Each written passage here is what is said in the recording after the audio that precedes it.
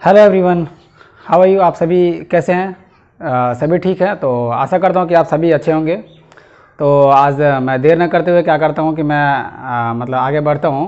तो मैं previous class में मैं पिछले दिनों आप लोगों को सभी को मैं बता दिया था नंबर ऑफ़ सेल्स के आधार पे जीवों को कितने भागों में बांटा गया था। 2 भागों में बांटा गया था, यूनिसेलुलर और मल्टी सेलुलर। तो इस तरीके से वहाँ पे नंबर ऑफ़ सेल्स के आधार पर बांटा गया था जीवों को। लेकिन आज हम बात करेंगे तो ऑर्गेनाइजेशन ऑफ सेल्स के आधार पे क्या है, जीवों को 2 भागों में बांटा गया है। कितने भागों में बांटा गया है? 2 भागों में। तो यहाँ पे 2 भाग कौन कौन से हैं तो वो हम देखते हैं। एक का नाम है प्रोकैरियोटिक और दूसरा यूकैरियोटिक।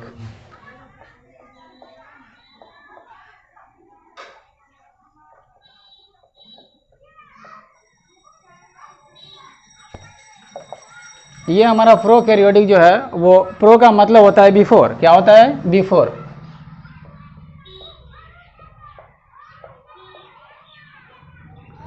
और उसके बाद देखेंगे तो कैरी ऑन।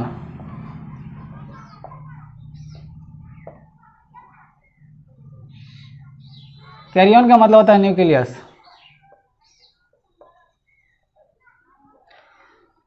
और तो यहाँ पे प्रोकैरियोटिक का मतलब ही हो गया है ना। प्रोकैरियोन का मतलब हो गया कि प्रो का मतलब बिफोर और कैरियोन का मतलब हो गया न्यूक्लियस, जिसे मतलब कर्नल भी बोला जाता है।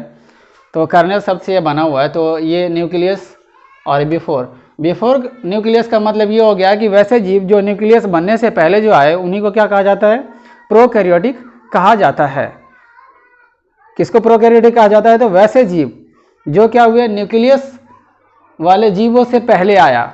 वैसे जीव जो न्यूक्लियस वाले जीवों से पहले आया उसी को क्या कहा गया? प्रोकैरियोटिक जीव कहा गया। प्रो का मतलब ही होता है, क्या होता है?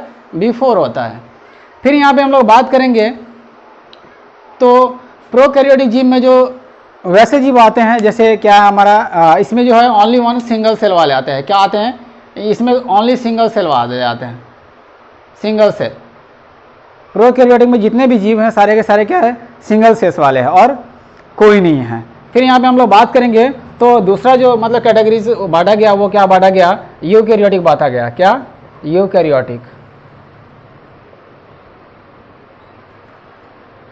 और यहाँ पे जो बात करेंगे तो यहाँ पे यू का मतलब क्या होता है? ट्रू होता है। क्या होता है?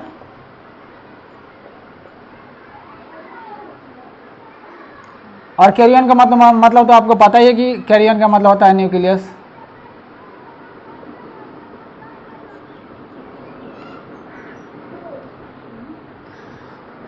तो इसमें क्या है कि वैसे जीव जिनमें क्या होता है? ट्रू न्यूक्लियस पाया जाता है। मतलब वैसा कि जो कभी ऐसा नहीं कि उसमें मतलब कभी दिखाई देगा कभी नहीं देगा, नहीं। ट्रू का मतलब होता है सच्चा, जो हमेशा के लिए रहता हो। तो यहाँ पे ट्रू न्यूक्लियस का मतलब ये हो गया। तो यू का मतलब ट्रू और कैरियन का मतलब क्या हो गया? न्यूक्लियस। तो इससे स्पष्ट हो रहा है कि इसमें क्या है, ऐसे जीव में न्यूक्लियस पाया जाता होगा और जो हमारा प्रोकैरियोटिक है उसमें न्यूक्लियस नहीं पाया जाता है।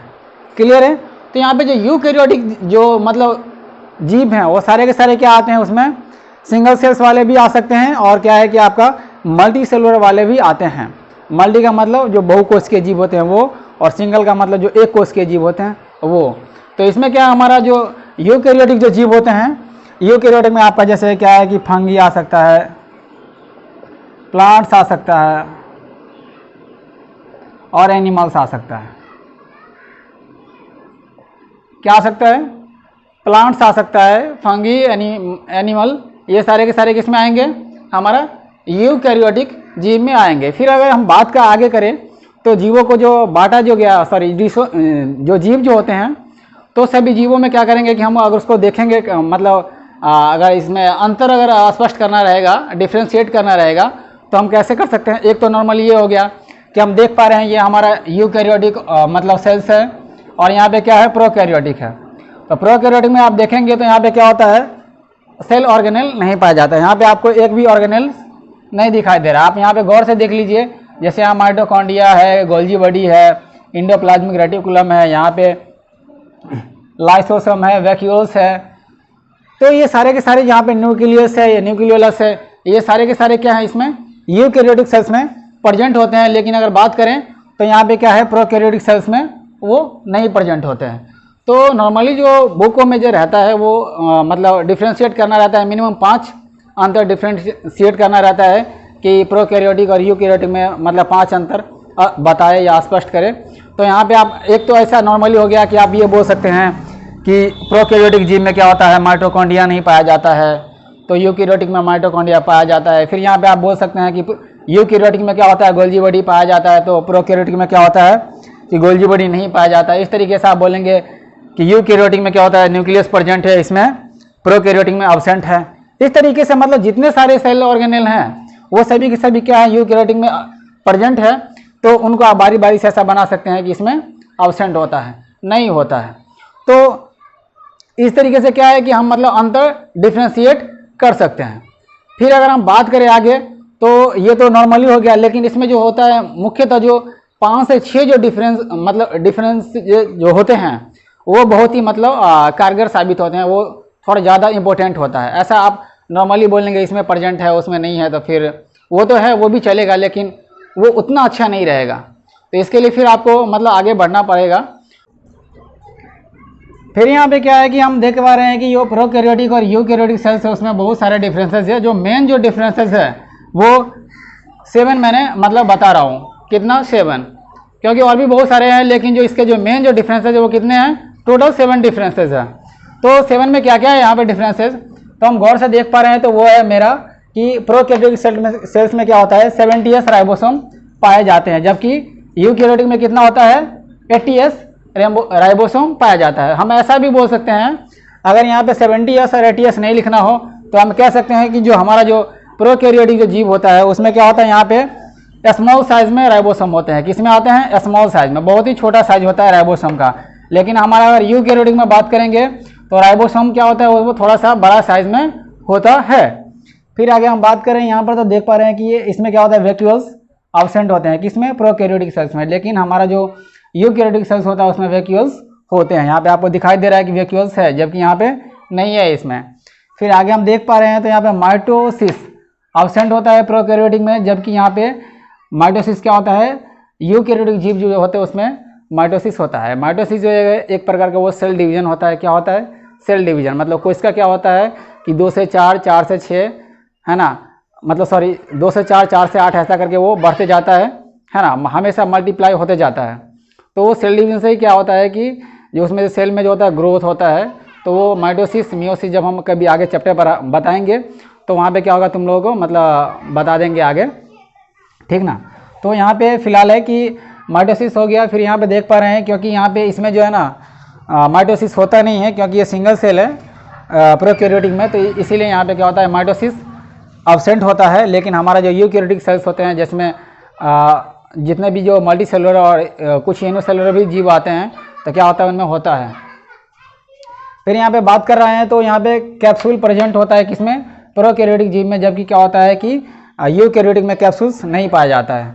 ये एक हो गया, यहाँ पे अंतर उसका स्पष्ट तौर पे दिख रहा है आपको। यहाँ पे क्या है, जो आगे जो हम देख पा रहे हैं तो यहाँ पे क्या है, माइटोसिस जो होता है पूरा का पूरा एब्सेंट होता है किसमें, प्रोकैरियोटिक में, जबकि यहाँ पे जो हमारा यूकैरियोटिक होता है उसमें माइटोसिस, ये एक सेल डिवीजन होता है जो क्या होता है, प्रेजेंट होता है। फिर यहाँ पे हम लोग बात करेंगे तो न्यूक्लियर मेम्ब्रेन जो होता है, ये न्यूक्लियर मेम्ब्रेन क्या होता है, यहाँ पे इसमें जो हमारा जो ये हमारा न्यूक्लियस है, न्यूक्लियस में एक देख रहे हैं कि ये मेम्ब्रेन है, लेकिन यहाँ पे क्या है कि इसमें हमारा जो प्रोकैरियोटिक जीव है उसमें क्या होता है, न्यूक्लियर मेम्ब्रेन नहीं पाया जाता है। फिर यहाँ पे हम लोग बात कर रहे हैं डीएनए, इसका जो डीएनए होता है किसका, यूकैरियोटिक का जो डीएनए होता है वो क्या होता है, लीनियर होता है। क्या होता है, लीनियर होता है, मतलब ऐसा रहेगा, वो ऐसा रह सकता है। लेकिन क्या होगा कि जो हमारा ये प्रोकैरियोटिक का जो मतलब जो डीएनए है उसका ऐसा रह सकता है। क्यों, ये इसे मतलब सर्कुलर बोलते हैं। क्या ये सर्कुलर रहेगा किसका, तो ये हमारा जो प्रोकैरियोटिक जीव है उसका डीएनए सर्कुलर रहेगा, जबकि हमारा यूकैरियोटिक का लीनियर रहेगा। फिर हम लोग अगर बात करेंगे तो इसमें क्या होता है कि जो जीव जो होते हैं ये हमारा प्रोकैरियोटिक में क्या होता है, ओनली सिंगल सेल वाले होते हैं। कौन से होते हैं, ओनली सिंगल सेल वाले जीव होते हैं। लेकिन हमारा जो यूकैरियोटिक जीव है उसमें ऐसा नहीं होता। यूकैरियोटिक में क्या होता है कि सिंगल सेल वाले भी होते हैं और मल्टी सेल वाले भी होते हैं। मतलब जिसे हम यूनिसेलुलर और मल्टी सेलुलर बोलते हैं। ये दोनों के दोनों जीव क्या होते हैं, उसमें पाए जाते हैं।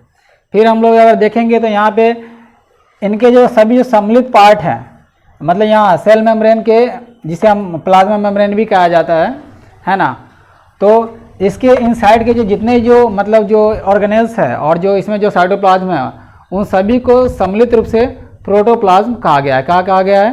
प्रोटोप्लाज्म।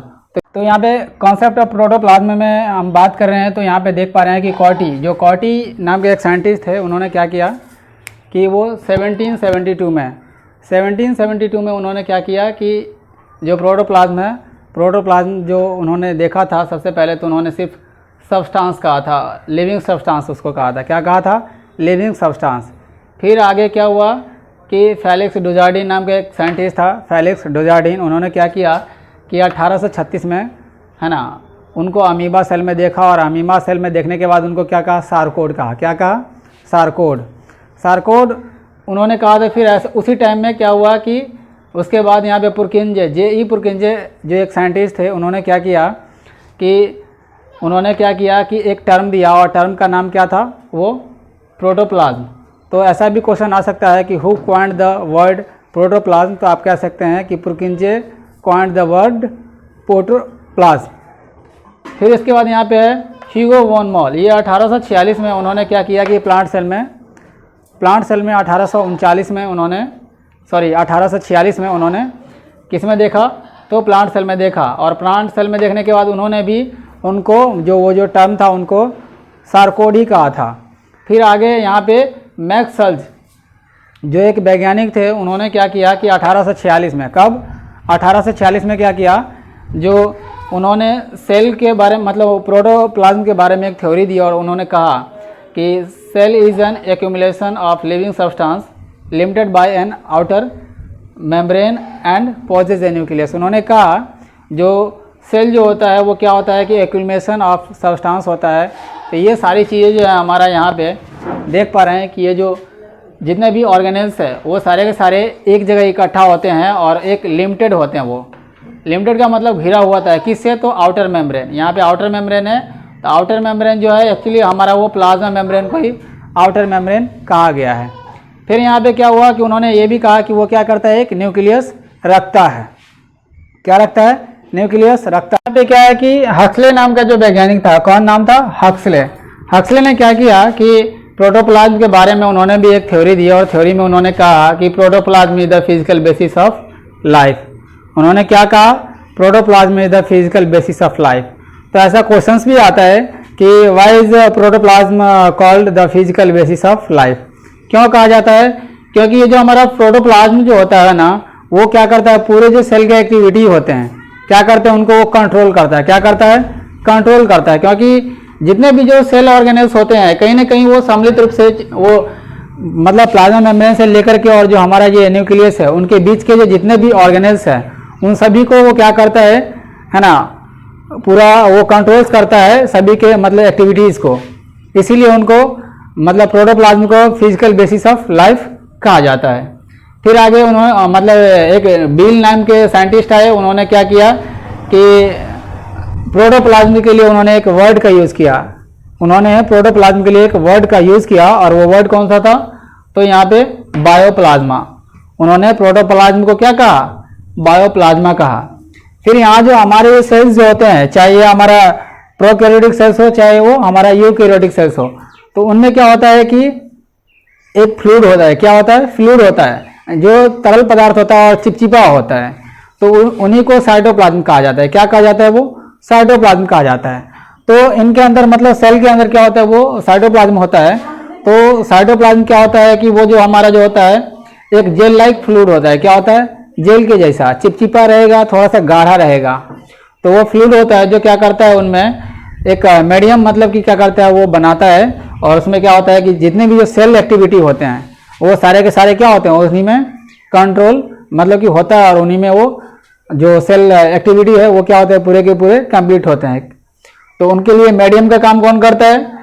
तो हमारा साइटोप्लाज्म उसके लिए मीडियम का काम करता है।